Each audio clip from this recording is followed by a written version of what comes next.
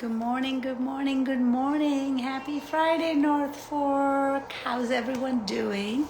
It's another beautiful sunny day. I'm Sunitha from NoFo Style. I am just waiting for my co-hosts, I guess, for lack of better words, to join me. Lauren from Story Petals. Hi, Lauren. How are you? And Tracy from Miss Tracy Kessler and from a North Fork Affair. This morning, ladies. It's really sunny and gorgeous. I'm excited today. I'm always excited, I guess, every Friday. But good morning, Lauren. How are you? Good. How you doing? Good. Good. I'm waiting to I get Tracy on. Of course. There we go. I was saying I'm excited, but then I feel like I'm excited every Friday for whatever we have going on. Good morning, Tracy. How are you? Hi. I'm good. You know what happens to me every week is you know how I manage multiple accounts on my phone? So I hit go live with you. It starts to go live, and then I get a notification from one of my other 12 accounts that says Tracy Kessler is going live with NoFo Style, and my finger magically hits that, and then I switch to the other Oh, Tracy. I know account every that it's time. so easy to switch, though. I've done that accidentally too. You can just double click the circle and you're in another account. What? Yeah, yeah. You're like, God damn it. Today's a Well, special treat for our viewers because they just get the three of us. We get I'm so Yay! excited. about everything we want to talk about. So welcome everybody. Hi. Like I was saying, I'm Sunitha. For those who are new, who don't know me, I blog and I know. And with me, I have Lauren and Tracy, and I'll let you guys give your own background. Go ahead, Lauren. Hi, guys. I'm Lauren Conklin. So I am a North Fork. I'm a new local, and I am the owner of Story Petals, and I make flowers out of book pages. Show us one close up, Lauren. Can we see one close up? Yeah, of course. They're so beautiful. Look at the detail. I love it. So beautiful. Thanks. I am Tracy Kessler. Um, I am the owner of a North Fork affair here on the North Fork. I'm also a new local, 4 year, going on 4 years. So I guess I'm the oldest local out of the three of us. Yes, very true. Yes, and in fact, actually, I know you both have family ties here. I live in my great grandmother's beach cottage that she bought in the late 1940s, and I have renovated it all, almost every piece. I kept a couple of pieces that were very granny, and have made it my own. And I'm really looking forward to raising the next generation out here in this house. Oh my gosh, it's so crazy to I say. know. I know. And I'm just so excited that it's like, it was my great grandmother's house. She passed it to my grandmother and my gramps. They passed it to my mom. So, like, every generation has really had some sort of emotional tie to this house. So, makes it really special. When I get really frustrated at how tiny it is, I try to hold on to how special it is. Well, I find that coming from, so we live in Southold, and we rent a beautiful little place here, and it's on the smaller side. But I'm, again, going from New York City to out here, I feel like I've lived in 750 square feet for like the last dozen years. So I'm like, what do I do with this extra room in the bathroom? I just like, it's mind blowing to me how much space we have comparatively to what we lived with before. I And I know. find myself still using the same hacks. Like, my husband's like, you don't have to hang that thing on the back of the door anymore. I was like, but that's where we keep our stuff. Shoes. Yeah, exactly. Exactly. I guess I've been living in a house for so long because I lived in Huntington first when I left Oh, okay. Manhattan. So I left Manhattan in 2012. So I've been Okay. in houses for a while. So I guess I've acclimated, and now I want more room. Always. Always want more Always. room. Yes. No, it's so true. My house story is slightly different in that my husband's family found here and bought land in 1979 and built the house that we eventually purchased and are now living in. So we've been going back and forth for 10 years, but we lived in New Jersey for 24 years, raising our three boys, and had a much, different phase of life where we were accumulating more, bigger house, because obviously we need space for three growing kids. And now we've sold that and moved into this house in Southold, which I love because it's on the sound. So that, is a Yeah. blessing. But I've downsized physically, metaphorically, all of it, because the boys have all gone and left the house. So my husband and I are empty nesting. And it's interesting because I feel like I'm a little bit of a square peg trying to fit in a round hole, because I've kind of brought my New Jersey life with me, and I'm trying to see what parts of it fit in my beach life. I keep calling it the beach life. It's very fancy. Uh, but and not everything fits, you know, and it's a little bit of a bumpy transition. And even though I know it's going to be beautiful in the end, because Southold is gorgeous, we've been coming back and forth for 10 years, so I already feel like I have a life here. It's a little bit of an interesting transition, trying to fit your old life into your new life and new house. So Yeah. Lauren, you're having, I mean, it's both the same problem, the reverse problem of too much space. Yeah. Closet, where am I supposed to hang things? So I need your hacks. Like, what? I think it's just funny because I feel I again, living in Manhattan, we didn't actually move a ton in Manhattan, which is like the norm, I think. You know, you pop around different locations, and I found somewhere I loved and just like didn't leave for 12 years, which was fabulous. So I just never had the chance to really reinvent my style, I think. And I used moving out here as really a clean slate, to, you know, try to find who I was now versus the fitting in portions. I mean, trust me, there are pieces that I have that I will never get rid of, and it just doesn't work anymore, but it will work somewhere. Um, So, but that is the journey of discovering literally what you said, who you are now. You yes. know, I used to be in New Jersey, and not that I'm not a mom, but I used to be a mom and I filled that role more. Here, I need to figure out what role I'm filling for myself, and then what do I need for it. So that's what I found that you said that, Lauren. Yeah, no, so I feel like just embrace it. Yeah. Start from scratch. Do what Tracy does. Take everything out of the closet. Everything. Everything. Yeah. Yeah. One of my other things that I did, because when I downsized when I moved here too, and also this house, similar to Sunita, had everything that you needed. It had pots and pans and all sorts of, and furniture and everything. So I put a lot of my stuff in storage, and then I allowed myself to slowly take the pieces that I was like, I can't live without this piece. I need it here. You know, I'm going to remove the couches here or whatever it was. And then I'm now at the point, especially with the garage renovation, where I want to get rid of the storage area. And my mentality is, if I did not take it out of its box for 4 years, I can live without it. It's time Right. for it to go. So that's really the mentality I'm going to take now at this point, of like, if I haven't used it, it's a similar thing with the closet. If I haven't worn it in the year, then I don't need it anymore. I'm doing your hanger thing, because now Oh, that yeah. I turned around all my hangers the other way. So now, Yeah. first of all, I had a lot, but even after the ones, I'm going to find out within the year. I guess at the end of the year, Yes. you know, Yeah. So you go through all 4 seasons. So I'll tell everybody what the hack is. So I did the Marie Kondo method, where you literally take every single piece of clothing that you own, including outerwear, shoes, belts, all of it. You put Oh it my God. all in one big pile. So everything from your closet and your dresser drawers and everything. And when you see it in such mass, it is frightening at how much stuff you have, which allows you to let go of things that maybe you wouldn't have let go before. So that whole purging process happens. I donated probably 12 bags of clothes. Then what I did is I put all of my hangers facing in a certain direction. I also color coded my clothes because, you know, I am who I You're am. extra. Yeah. Yeah. And part. yes, it is really fun. And then as I wear something, I actually just turn the hanger around, so that at the end of all 4 seasons, if there's any hangers that are still facing in, I know that I never wore that and it's time to let go of it. And so that's the trick. It works. My closet is too small because I only have one tiny closet. So it's all my summer clothes. So I'm going to do it, I guess, in 6 months and know how quickly, you know. So, but yeah, I think it'll work, because I just take off the empty hangers and every empty hanger goes back the other way. Well, and let me tell you, by doing both of those methods together, when I first moved here, so I had my closet in my room, then I had an armoire in the guest room, and then I had a closet upstairs in the attic.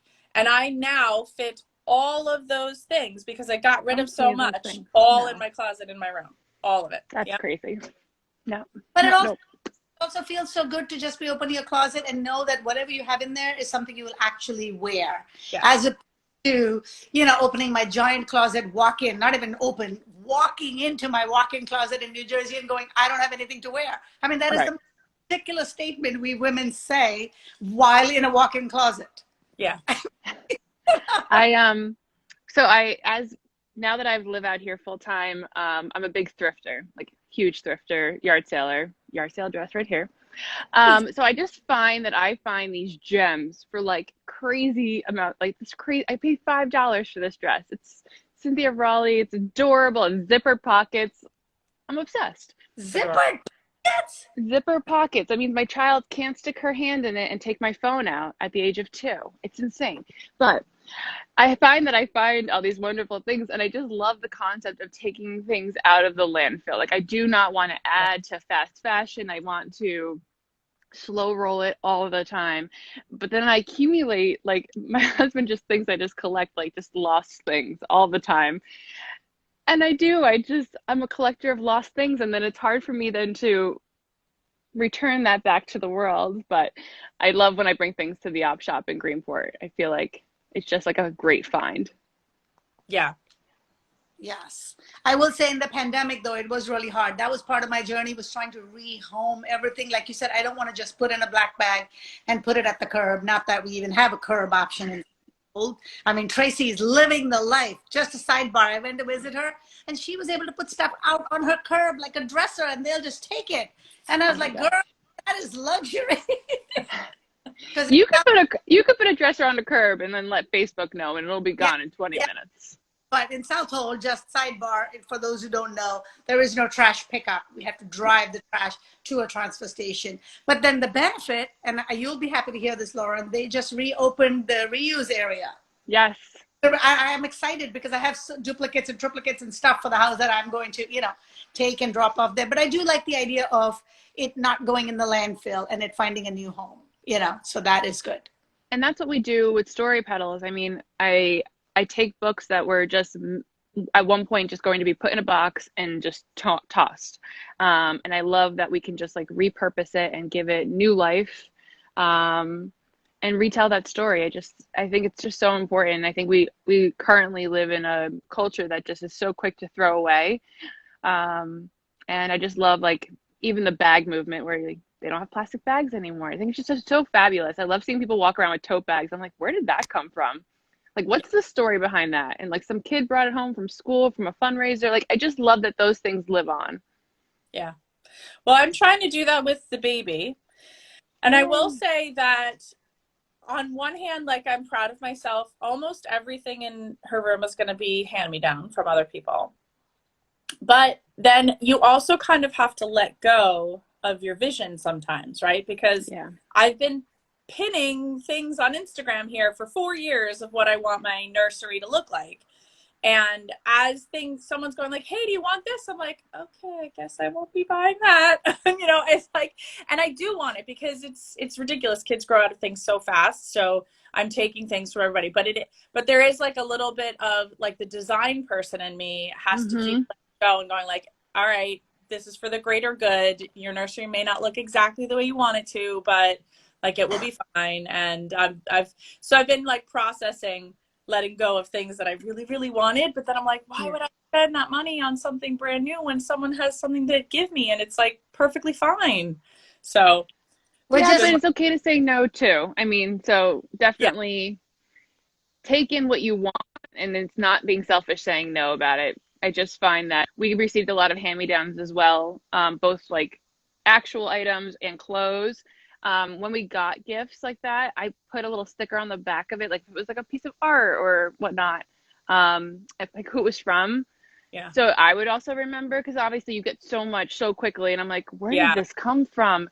So for me, it was really important to, at 2 a.m. when I'm walking deliriously around the room, I'd be like, all right, Betty, this came from Aunt Kathy. And she Right. saved that for, and it's just like one of those things where I'm like, it was like a trigger for my brain. I was like, okay, that thank you note. This is my version of a thank you note right now. That's a great idea. That's a great idea. My friend texted me last night at around 9:30. She goes, "When can I start bringing toys to your house?" And I was like, "Not yet. No, not yet."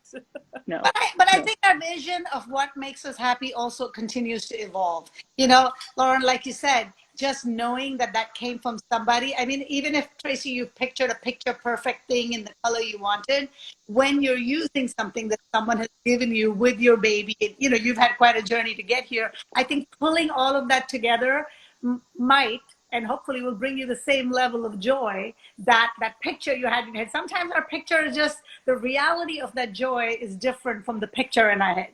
But as Yeah. long as you get that joyful moment, that's really what matters, you know? And you have enough of your own touches that I know you will pull together, that you will still have your vision, even I, if it includes. I will. Yes, yes. But it is fun to go shopping too. I know.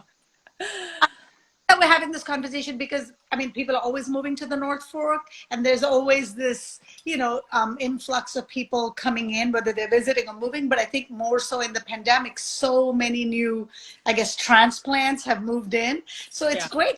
Three of us are here talking about having moved in different forms for different reasons at different times in our life. You know, sort of connecting with everybody else that's migrating at the same time. Yeah, and I feel like I talk to a lot of people. So for those who don't know, I work in most of the little shops in Southold. All of it. And All of all of them, just knocking them off the list simultaneously. And I think it's fun to chat with people who don't live out here actually, and they're like, oh man, one day like this is it. And I know Tracy, we've chatted about this. Like I live my vacation life every day because that's the person I and the family we want to raise now, and it's just like that level of enjoying it and not taking it for granted and not waiting till I'm 65 to move out here. And for those of us who can't do it, I totally get it. It sounds very privileged to say that. But we made that choice earlier on. And, I'm really grateful for that pause, and the community. It's just so fabulous. Well, and I think also it's worth saying, I always say like there were sacrifices I had to make Oh, yeah. that happen, right? When I first Hmm. moved here, I actually had no intention of staying full time. I thought, my family gave me this house to get back on my feet, and I thought I was going to move back and buy something in Huntington. And when I made the decision to stay, when I made the realization of like, well, this is where my future is, that's kind of my Right. past and this is my future. And while I'm here sooner than I thought, maybe I could make this work. But, the sacrifice is getting to a meeting in New York City takes 3 hours and Yeah. 3 hours to get home. That is difficult, and it's definitely a sacrifice. And, I had to completely change the way I do my business. And, so there are some sacrifices that need to be made, but I think that's the choice that we made as, wanting to have this lifestyle now instead of waiting for it. And to me, it's totally worth it. But to someone that might not be, that trade-off might not work. Right. Yeah. Exactly. Yes, I know. I joke, my husband and I literally talk as like, I'm like, oh, 3 years ago, Lauren would have just been like, what? I was using a clothesline, ladies, a clothesline. I Yes. don't think that phraseology has ever come out of my mouth before. I was texting with Patrice, my mother-in-law, and I was like, do you have more clothespins? How do I acquire these? It was just I like, have what? a ton. I'll give you Oh, some. I have oh, so many. please. Yeah. That's Oh, perfect vintage treasure hunting. Get the old fashioned, the ones that go like that. That's oh why I my have gosh. the little wooden ones that you just stick Just on. like Yes. All right. We'll chat I've afterwards. I'm hunting for clothespins, guys. seen them at In the Attic too. Just shout out in case someone browsing there. I have seen the old fashioned ones. But you know what I was gonna say, no matter what the sacrifices or no matter what things we have to give up, I mean, I think we talk about Trader Joe's every day. Giving up Trader Joe's is tough, but the benefits of just being here, and I think it has, the whole environment here has a way of sucking you into that natural earthy life.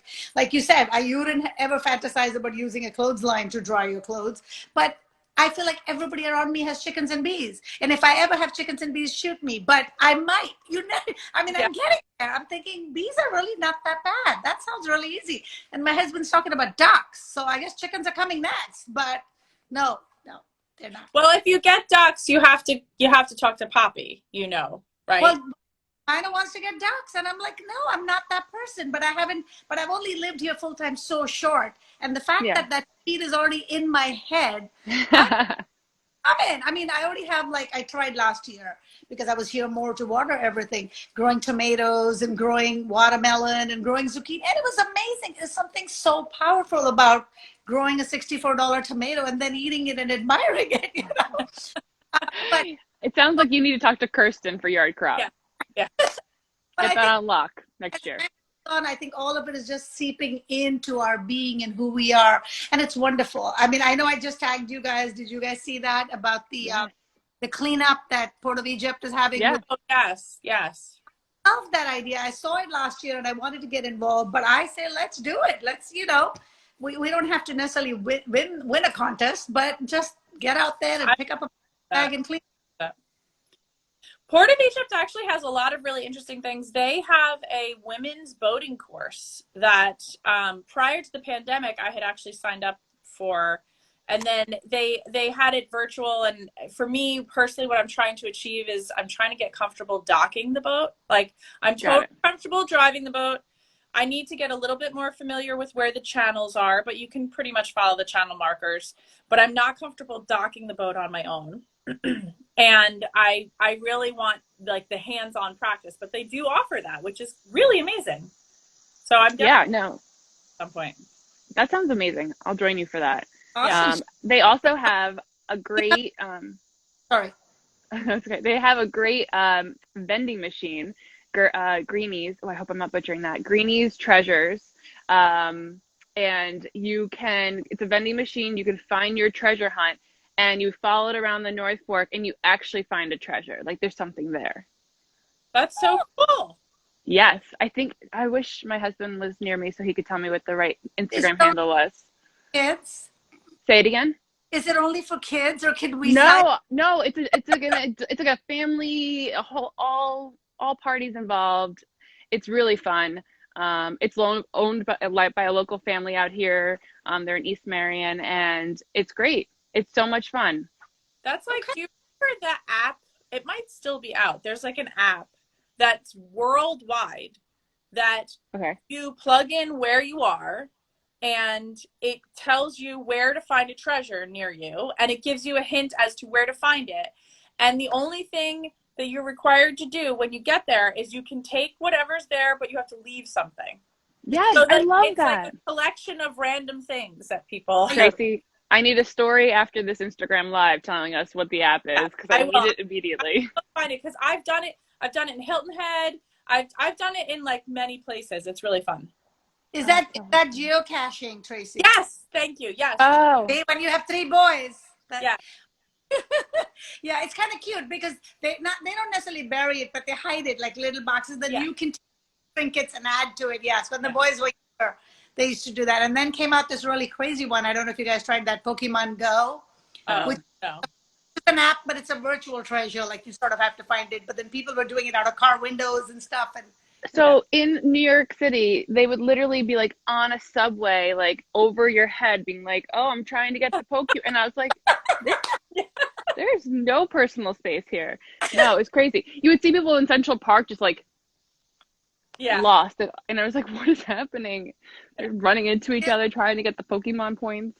Geocaching is an actual, like, even hiking in the woods and trails and stuff. You actually have to go someplace and grab stuff. They give you coordinates or whatever, things like that. So That's so fun. Yeah, I did it with a group of adult women. We were on a trip in Hilton Head, and somebody was like, "Let's do geocaching," and we did it all over the island. It was so fun. I love it. I love exploring places, and I just find that, like, one of my favorite things about living in Manhattan was that we would take, like, all those, like, touristy walking tours and things like that, and I was like, I just love learning new things about things that I see every single day. And I think out here, Historical Society is now open again in Southold, and just learning a little bit more about the community is just, like, I think it's just, like, the best part about it. And walking down Maple Lane in Southold and seeing all those maple trees and chatting with all, like, the neighbors and what they do to keep all the trees, and it's just Lauren, fabulous. wish you could hear yourself. You have turned into country girl. I know. Walking down Maple Lane, looking at the maples. If only you knew. Hear you now. Yeah, 5 years ago, Lauren is in awe. Yeah. She has no Chicken, you are. Yeah, exactly. bees, Oh bees, my goodness. chickens are coming next, Lauren. They're coming. Oh my goodness. No, like all I can handle is my dog and my child. I'm at capacity for the future. No more right now. So So, what do you guys? oh, Go ahead, Trish. I was gonna say, so we have 5 minutes left because I have a hard stop at 10:30. But we should talk about what this is, if anyone happens to be new here today, like what we do every Friday, and then what we have coming up, right? So Yeah. NoFo Live. You can join us every Friday at 10 a.m. Usually there is a fourth square, and we are using our collective voices to lift up other businesses, artists, other North Forkers in whatever it is that they're doing. So we have a little interview every Friday, and we all take turns inviting people. We welcome you if you guys want to join us. If you have a business or a passion here on the North Fork and you want to join us, just send one of the three of us a DM and we'll schedule you. We actually are almost scheduled all the way through like October. That's how many people we've got signed up right now. So we're really loving this collaboration together. And what's really unique about it too, I think, I'll speak for myself, is that the three of us, as we've just been explaining, are sort of North Fork transplants. So we have this unique view of the North Fork that we are so in love with it because we feel so lucky to live here. So we are constantly exploring. So this also allows us to learn new things. Like Lauren may know a farm stand or a purveyor that I don't know, but I may know an artist or a musician that Sunita doesn't know. So we're kind of helping each other get educated on new things on the North Fork while also helping our watchers and then also lifting up each of those businesses. So I'll let you guys jump in as well. To piggyback on that, and also I think moving to a new place or forming a new community, used to be hard. And I want to say used to because I think a little bit Instagram has changed the game, because here we are, all three of us found each other through the power of Instagram, and so we love using this platform to meet us and feel like you have a home in a community, because you do. It's just a matter of finding your tribe, and I think this Instagram is a perfect way to find everyone. Agreed. Oh yeah. No, definitely. You guys summed it up perfectly. Sorry. Well, and on that note, I know we've had so many guests, so this has been a little bit of a good change for us to just banter and chat with each other. Oh my God, look at that. Wow. Awesome. It's my newest creation. It's a hydrangea. Where is that? Yes. I've been in several different places. Where is that going, or where do you have the next coming up? This is actually for a custom special order that I'm doing. And yeah, a lot of custom orders are in the works, hence my Instagram being a little quiet. It's so hard because then like people will order and then say like, don't post about it. I was like, cool. Because the number one question I ask them, like during the process, can I share? And they get the choice of yes or no. And a lot of no's. It's so painful because they're so fun. To not share at all ever, or just during the process, so that person receives their gift. They don't want it to be on, and that makes sense. I totally get it, but it's also just so hard not to share during because I'm just so excited. Well, your personal Instagram coach, I hope you are capturing all of the like time-lapse videos and all that stuff. You can repurpose that content, girl. I know. I need to get better about it. It's so hard to get in the mode, and like my creativity, I just feel like boils up, and before I know it, I'm like neck deep in flowers. I go to Macari and get my fix, and I still haven't been to see that is it a chandelier? Yeah, so it's a hanging wreath essentially under their large, stunning chandelier, and then we actually just added to it like a sand bucket of messages in a bottle. So my flowers are in bottles, like reaching up to the wreath. So yeah. So I work in collaboration with Jesse Elliott Designs. He's an interior designer from Greenport, who I love dearly, and yeah, it's creative. I love collaborating. Come on, are they scheduled? Yes, he's in the works. Okay. Who do we have next week, ladies? Does anyone remember? I know I'm gonna keep it TBD. Keep you on your toes. We'll be announcing it this week. Sounds good. Well, thank you, ladies. This is an exciting day for me too. I'm visiting New Jersey. I'm going to a big Indian bash. My nephew got engaged, so we're gonna have engagement Woo! with lots of Indian clothes and bling. So I can't wait. Well, I Maybe want to see pictures. maybe I'll post some behind the scenes. Yes. So enjoy your beautiful sunny day. Before we go, I just want to Okay. tell everybody that a North Fork Affair is working in collaboration with the Flora and Fauna Project, which is a nature school on Shelter Island. We have Oh, the dreamy. most beautiful forest dinner coming up. You can purchase tickets through my link at a North Fork Affair or go to Flora and Fauna Project. I have to update my website, but I'll do that. It is next Friday, August 13th from 6 to 9. $250. It's worth every penny. It is an extremely magical, magical evening. Grace and Grit is catering it. It is a ceremony of tastings in the middle of the forest with twinkle Oh, lights. Just gorgeous. And music. It's beautiful. I have to give props for that because I saw it last year and I was there. And when Tracy says magical, it truly is a magical venue. The decor, the way you set it up, but just the location, the food, everything. So you're absolutely right. And it goes to a good cause, Yep. right? Yes. So there's so many positives about that. So if anybody has resources, absolutely sign up for that. Yes. Thank you. Sounds good. Okay, ladies, enjoy your day and we'll catch you guys next Friday. Bye. bye.